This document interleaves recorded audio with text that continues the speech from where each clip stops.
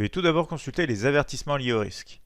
Paramètres d'affichage sur MT5. Dans cette vidéo, vous allez découvrir quels sont les paramètres d'affichage sur MT5, mais aussi des exemples concrets sur MetaTrader 5 édition suprême. Nous allons justement nous rendre immédiatement sur cette plateforme de trading et voir ensemble du coup comment ça se passe au niveau des paramètres d'affichage. Ici on est sur un graphique du Dow Jones 30 en 1 minute. On a des bougies ici, des chandeliers japonais. Alors on va démarrer directement ici avec la représentation graphique et les paramètres qu'on a sur ce graphique, sur cet affichage qu'on a à l'heure actuelle sous les yeux. On a déjà trois façons de regarder le prix. On a tout simplement ici la première option. En haut sur la barre d'outils, on a le graphique à barre. Donc on a un raccourci pour l'afficher aussi comme ça, c'est Alt plus 1. On a sinon ici l'affichage bougie, Alt plus 2. Donc si je clique ici, c'est le graphique en bougie japonaise qu'on a l'habitude de voir ensemble. Et sinon, c'est le graphique linéaire Alt plus 3, où on a tout simplement ici, vous le voyez, une ligne qui représente le cours. Donc ici déjà, trois manières d'avoir ici, bien sûr, une représentation différente. Ça fait partie des paramètres graphiques qu'on a par défaut sur la plateforme. On retrouve cette option ici très simplement à l'aide du mini terminal, avec aussi la possibilité de zoomer, de dézoomer très simplement, ce qu'on a aussi dans la partie supérieure ici, avec du coup les options de la barre d'outils. On va rentrer dans le vif du sujet avec les paramètres d'affichage complet ici en se rendant tout simplement après un clic droit sur la souris dans la partie propriété. Vous le voyez, on a aussi un raccourci clavier F8 tout simplement pour aller voir ces paramètres et d'affichage. Alors ici on est dans la partie générale, on retrouve le graphique à barre, les bougies ou le graphique linéaire, les options qu'on vient d'étudier. On a aussi ici la possibilité de cocher des cases ou de les décocher. On a le graphique au premier plan, on a le décalage du graphique, on a le défilement automatique du graphique. Alors ces options se retrouvent tout simplement ici avec ces deux raccourcis. L'un nous permet tout simplement d'avoir le cours qui reste sur le graphique, c'est-à-dire que pendant qu'on a des nouvelles barres, le graphique va se décaler automatiquement sur la partie gauche du graphique au fur et à mesure. Et l'autre nous permet d'être au bon endroit, c'est-à-dire sur le visuel du graphique. On va faire un test si vous voulez ensemble. D'ailleurs, regardez, si j'enlève ici, je peux me promener dans le passé sans souci. Si je reclique sur défiler le graphique au dernier tick venu, je vais me retrouver automatiquement au point ici actuel.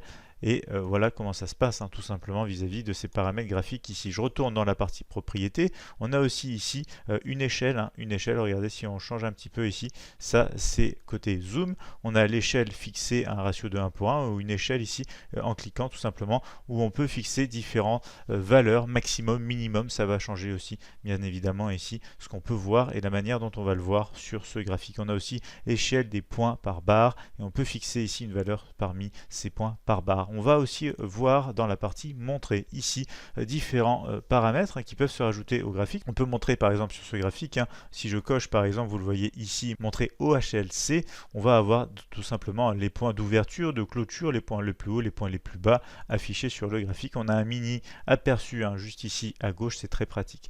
On a ensuite ici bien sûr affiché les boutons de trading rapide, c'est tout simplement pour afficher ou enlever la partie ici en haut à gauche avec les boutons rapides pour entrer en position qui sont inclus dans la version par défaut de la plateforme. On peut aussi bien sûr voir que ici on souhaite afficher le prix d'offre, le bid et l'ask. Donc ici c'est la ligne grise et la ligne rouge que vous voyez en arrière-plan à l'heure actuelle sur des cotations en réel.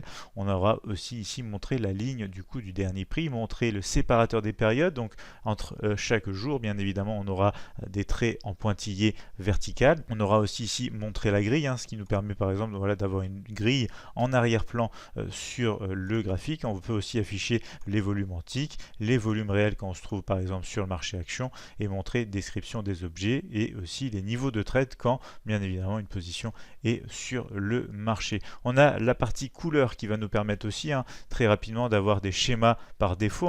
Alors ici on le voit à l'heure actuelle, ça représente ce qu'on a derrière, c'est-à-dire des bougies bleues, des bougies rouges, des bougies japonaises. Ici on a les modes standards basiques, donc soit en jaune sur du noir, soit en vert sur du noir, soit du noir sur du blanc. Et on a bien évidemment par défaut et automatiquement selon le profil qu'on choisit par défaut ici, les changements associés à la couleur de l'arrière-plan.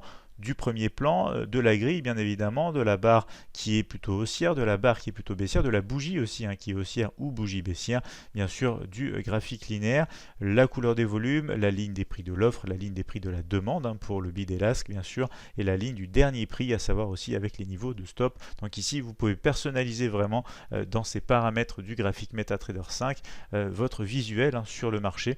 C'est comme ça que par exemple chaque matin on analyse les marchés ensemble ici à l'aide de ce type de graphique avec des bougies japonaises en bleu pour des bougies haussières, en rouge pour des bougies baissières.